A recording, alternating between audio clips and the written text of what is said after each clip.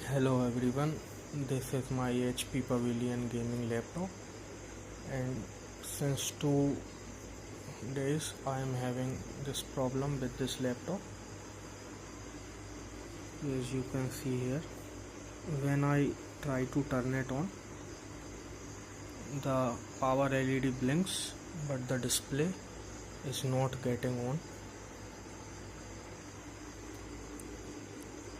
The backlight is on but the display is not getting on. I cannot even enter in the BIOS settings. The laptop is not booting properly. Please help me.